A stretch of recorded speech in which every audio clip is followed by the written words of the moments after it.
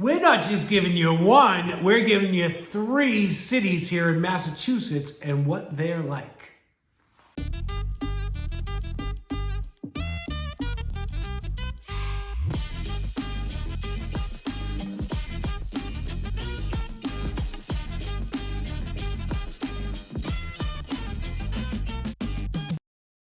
Hey there, YouTube family. What's up? Welcome back to the channel. Today we have an exciting topic, living in Massachusetts. We're not just going to give you one, we're going to give you a 3-way comparison on some of our biggest cities, Boston, Worcester, and Lowell. So if you're planning on coming here to Massachusetts, this is a must-see video, so let's get started. All right, some of our videos, we just kind of go off the cuff and we go. Other ones, I kind of detail what I'm going to be talking about because there's too much information. I always love those type of videos because it keeps me on track.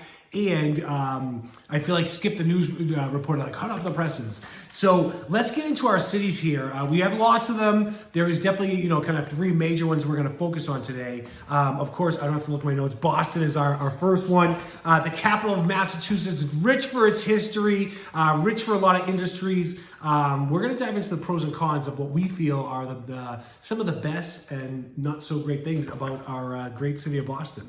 So the first thing we want to talk about is job opportunities. So we have a flourishing set of industries here in Massachusetts, from technology to healthcare to education, finance. I mean, you have some companies that are home here of Harvard University, everyone knows about. Liberty Mutual is an insurance company, and then Raytheon Technologies called Boston home as well. So coming here for work, definitely not something you're going to be disappointed in. Another big positive as far as our city is concerned is definitely the cultural landmarks. So, we got iconic things here, and it's just overflowing with abundance of history and culture. So you can go, I think last video we might have mentioned the Freedom Trail. That can take a while to go check that out and kind of see where Paul Revere had rode through the streets of Boston. Definitely the Boston Public Garden. I was just there last weekend for Mother's Day. It was awesome. We were going to do the swan boats, but they closed at 5 o'clock, so that was disappointing. I loved going back there because I remember as a kid, this thing was like just ginormous, and going there, I think the last time I went was probably like 10 years ago on the swan boats. And I was laughing because the water, which I thought was like an ocean, is really like this deep, just enough to have the boats go through. And the other thing is the swan boats, I thought they were these massive like powered monsters. They're all pedaled by foot. There's a guy at the back like pedaling, and there's another guy with a big stick at the front that's kind of like pushing off to give momentum depending on how many people are on the boat, how heavy it is. So that was really funny. And then of course, Fenway Park, home of the Red Sox. I did not plan this today, but check it out. I got my Red Sox jacket on. Funny thing is, you guys know I'm a huge Bruins fan. I'm a hometown fan by nature. The Red Sox for me is really about going in after like the 3rd inning, getting out of there before the 7th inning. Just an excuse to eat peanuts, throw it on the ground, maybe drink some beers. So that's my experience, but go Red Sox. All right, some of the cons. Now, my wife always gets upset. She's like, why do you talk about the bad things? Because, as mindset coaches, we're always focused on the positive. I'm like, they're not bad. It's just things that, people may not like.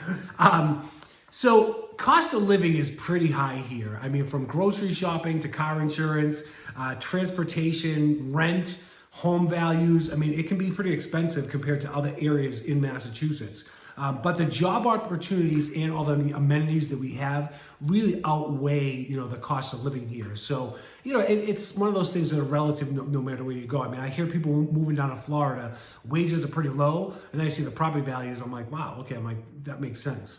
But, it is what it is. Don't be afraid of the costs.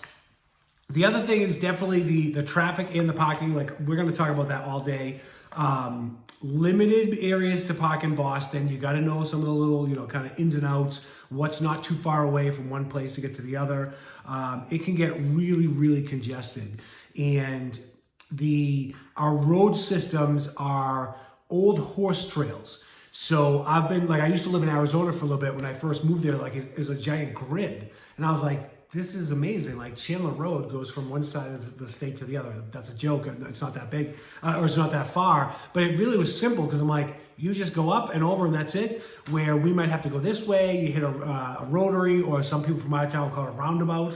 I'm like, what's a roundabout? And just, if you're not used to those, you can understand, because you could just be stuck in there, and people like, we love our horns here. Like, come on, beep, beep, let's get going, go out of the way. And we have great insurance, so bumper cars, no one's afraid to kind of get their thing here. I'm not saying you're going to get into an accident, but we drive a little aggressively. We're different from New York drivers as far as how we drive. Not talking about New York today. Even though I got my Red Sox thing on, so of course the Yankees come to mind. But it's, the parking can be a mess, and I think one of the other pros that we have is that we have our train station that's connected through not just one train station, but we have multiple train lines that can really get you in a lot of different places. So you have it's called the MBTA, we call it the T. Then you also have the commuter rail, which is part of the MBTA, but that's just more of getting out towards kind of western, northern, southern. You're not going east because everything kind of starts there. So traffic and parking, can be a little bit of a mess here. The next place we want to talk about, anyone from out of town that's trying to pronounce this name, you might have said Worcester or Worcester, I don't even know. It's Worcester, that's how you say it. This is kind of the heart of the Commonwealth for where it's located. So let's kind of dive into what Worcester has. So the pros in Worcester, absolutely. Now, this is interesting because years ago, just like a lot of places in the country, like property values went up, but the affordable housing compared to Boston doesn't even compare. You have rented housing is much lower, and so that's going to attract a lot of families, a lot of young professionals. And realistically, like, you can get into town pretty quickly, town being Boston, from Worcester. So it depends, again, as far as perception is concerned, you guys have heard me talk about before, like growing up in Quincy, where everything was like 10 minutes away. Like half an hour was a long ride for us. I'm like, why would you go that far? Well, now driving in like an hour into Boston, not that big of a deal. So that is a great area as far as housing is concerned. Education-wise, you got some really, Boston, I just named a couple from before, but you got some great colleges out in the Worcester area. WPI, also known as Worcester Polytech Institute, that's a big one. Clark University. So if you're looking to pursue higher education, that's a great place to be. And, again, they have a booming market as far as jobs are concerned.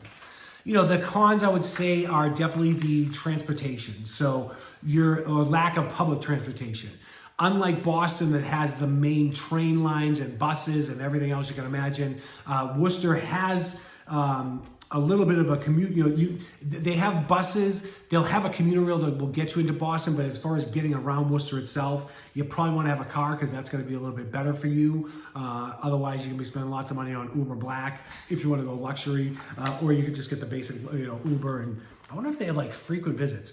Hey, did you guys know you get rated as an Uber passenger? Yeah, I found that out not too long ago. I was driving, or I was playing with my app, and all of a sudden I'm looking through and I'm like, wait a minute, 4.93, what is this? And I'm talking to the driver, and I was like, hey, you rate me as a customer? And he started laughing. He's like, yeah, a lot of people don't know that. I'm like, I can't believe this. I'm like, I'm always friendly and talkative. And he started laughing. He's like, Matt, that might have been why you got a lower score. He's like, not everyone wants to talk to their passengers. I'm like, man. So now, anytime I get into an Uber, right? I don't do Lyft or anything else. I just have Uber. Anytime I get into an Uber, I always talk about that. I'm like, hey, listen, I know you get ratings. I'm going to give you a good rating. However, I would like you to give me a good rating as well. And they always laugh. So I'll talk to them like, what would make it like an ideal ride? Like, how would you like me to be as a passenger? That always kind of throws them off. And they're like, So the guys and girls that are friendly, I know I'll keep talking to them. The other ones are like, don't even acknowledge me. I'm like, all right, I better zip my lip because otherwise, like, I'm going to get a bad rating. And I'm working hard to get that 5-star. Like, it's a lot of work to get. I don't take a lot of Ubers. But I mean, when I travel, I do. I've been traveling a lot lately. But I'm like, I got to get my score up. I want a 5.0. So, is it possible? Anything's possible. Okay. What are some of the cons as far as Worcester? Limited nightlife. Now they have a decent nightlife, right? As far as your clubs are concerned, they have the DCU as far as all the big concerts and some sports are played there. They have the Hanover Theater. So like those are some of the ones, that are great as far as your entertainment is concerned. But it's not as much as Boston.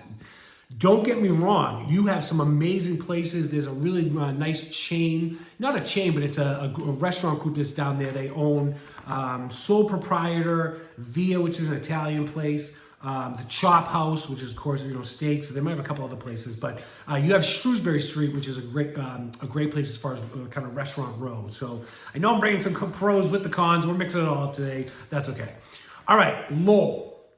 This is a nice, charming little city of Lowell, right in Merrimack Valley, right where my real estate office was located. This is, when I think about Lowell, I have to kind of chuckle a little bit because, this was a city that, years ago, definitely was one of those places like, why are you going to Lowell?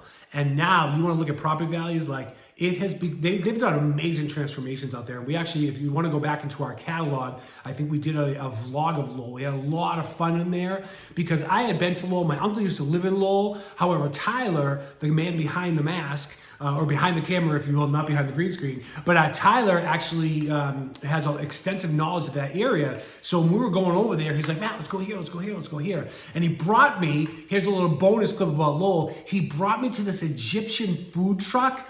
Oh my gosh, it was unbelievable. I had chicken wings and rice and all this stuff. That's why I gained some weight probably. No, I'm just kidding. It's from all the other junk I was eating. However, really, really great place. So let's get into some of the pros of Worcester. Let's get into some of the pros of Lowell. Okay, so really rich history, great architecture. So, there was a lot of industry that happened there, and you can see the history as far as the industrial aspects of it. There's a lot of things that were well preserved, but they redid a lot of things, and a lot of the mill buildings were converted over to condos or apartments. And a lot of it, because of the rivers that are there, kind of using hydropower, lots and lots of great views. So it's really cool. I can't say enough as far as, the canal system that's there. It's really got a fascinating past, and go back to the other video, but it gets pretty deep into a lot of the aspects of Lowell. Another thing that's awesome about Lowell that I love is the cultural diversity. So there is, it's a multicultural community. There's a lot of immigration that's going to add to that. You're going to see it in a lot of the cultural food. You'll see it in a lot of the culinary scene, not the cultural scene. As a lot of the festivals they have, a lot of the events, it's definitely a melting pot. And they have the Lowell Folk Fest, which is one of their big events. So many people come in, so many different walks of life, so many different foods. So I think we might have done a video on that one too. I'm not really sure, but if not, we'll send Tyler out there. He always goes to Folk Fest, and I think I missed it last year, so that's okay. All right, some of the cons about Lowell. Limited job opportunities, even though it has gone through revitalization, it's limited compared to what Worcester and what Boston offers. Primarily their market revolves around healthcare, education, and manufacturing. So if you're looking for a broader range of industries, that's probably not one of the places you're going to land. Definitely go check it out though. It's an amazing city. The other thing, just like Worcester, public transportation is limited. So they, Lowell residents primarily rely on buses or their own transportation. And the buses are not as extensive as Boston or as far as Worcester is concerned. The bus lines as far as Boston is concerned, it's almost as crazy as the train lines. There's so many of them. So, but it's a smaller size, so commuting is not as bad.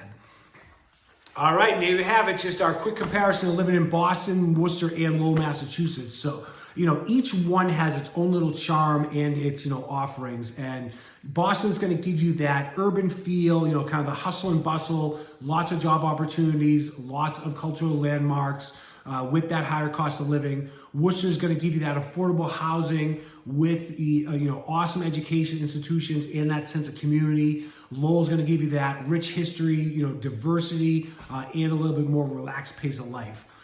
Ultimately, the best place for you to live depends on what your personal preference is, what your lifestyle is, what your career goals are. We hope this helps a little bit as far as some of the basics. Of course, you're going to dive deeper if you really want to do your homework to figure out where you want to go. Send us an email, reach out to us, and we can have a discussion of what might be best for you as far as what you're looking for. We don't steer people as far as, if there's X amount of this type of person, this type of, religion, that's anti. We don't do those type of things. But you tell us what you're looking for, and we can kind of guide you in that right direction.